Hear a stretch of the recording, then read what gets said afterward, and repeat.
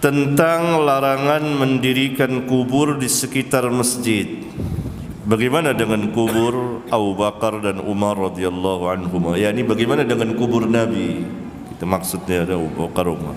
Apakah ada dalil khusus tentang kebolehan kubur Abu Bakar dan Umar di sekitar masjid?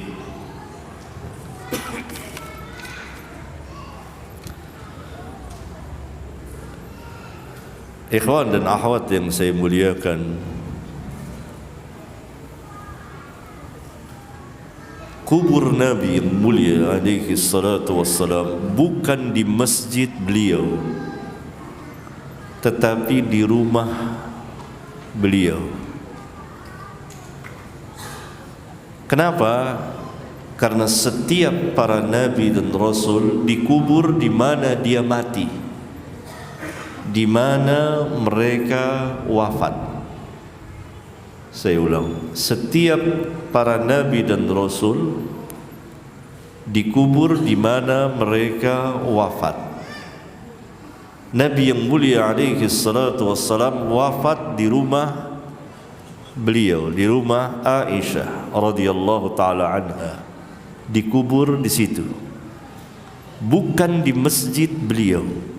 Ingat, sahabat tidak mengubur Nabi SAW di masjid beliau. Tidak, sama sekali tidak. Bagaimana mungkin sahabat mengubur Nabi yang mulia SAW di masjid, walhal Nabi SAW melarang mengubur mayit di masjid, mengubur seseorang di masjid.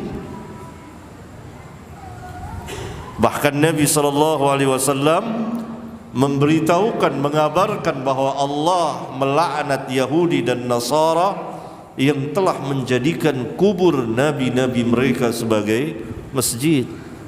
Dalam hadis sahih riwayat Bukhari dan Muslim, la'natullah 'alal yahudi wan nasara ittakhadhu qubur anbiya'ihim masajid. Laknat Allah, yakni Allah melaknat atau merupakan doa beliau, semoga laknat Allah kepada al-Yahud wan Nasara yang telah menjadikan kubur nabi-nabi mereka sebagai masjid-masjid. Tidak mungkin. Dan karena beliau mengulang-ulang itu, maka kubur beliau disembunyikan, tidak dinyatakan, tertutup di rumah Aisyah. Beliau khawatir dijadikan sebagai tempat perayaan yang didatangi pada waktu-waktu tertentu. Karena itu beliau sallallahu alaihi wasallam bersabda, "La taj'alu qabri 'aidan." Jangan kamu jadikan kuburku seperti Aid, tempat perayaan yang didatangi pada waktu-waktu tertentu. Jangan. Dan para sahabat ridwanullah alaihim jami'an paham betul. Abu Bakar dan Umar pun dikubur di situ, di rumah Aisyah radhiyallahu anhum jami'an, tidak di masjid. Kemudian pada masa khilafah Bani Umayyah, yaitu Khalifah Abdul Malik bin Marwan, terjadi perluasan masjid. Dan kita tahu bahwa rumah Ummul Mukminin radhiyallahu taala anhu Aisyah bersebelahan dengan masjid. Maka ketika dipugar, maka masuk ke dalam. Dan itu pun telah ditutup, dijaga, dibatasi, sehingga tidak menghadap ke kiblat orang. Itu. Jadi asalnya tidak. Adapun salat kita di Masjid Nabawi tetap, karena Masjid Nabawi mempunyai keutamaan, kelebihan dari masjid-masjid yang lain selain Masjidil Haram. Ada 3 buah masjid yang boleh dengan sengaja kita mengadakan safar perjalanan untuk mencari berkah, barakah dan keutamaannya, yaitu Masjidil Haram,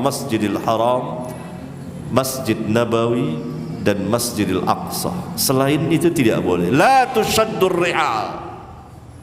Jangan kamu ikatkan kendaraan. Maknanya jangan kamu berangkat dengan sengaja. Safar, kalau sekarang ini pakai bahasa kita, tur ziarah kubur. Dari satu kota ke kota yang lain, safar. Ini dilarang oleh Nabi SAW. La tushaddur rihal illa ila thalathati masajid, kecuali kepada 3 buah masjid. Masjidil Haram wa Masjidil Aqsa. Masjidil Haram, masjidku, dan Masjidil Aqsa. Dengan penjelasan singkat ini, insyaallah kita paham bahwa asal kubur Nabi sallallahu alaihi wasallam bersama kedua orang sahabatnya tidak di masjid, tidak dikubur di masjid, tetapi di luar masjid, di rumah Ummul Mukminin Aisyah radhiyallahu taala anhu.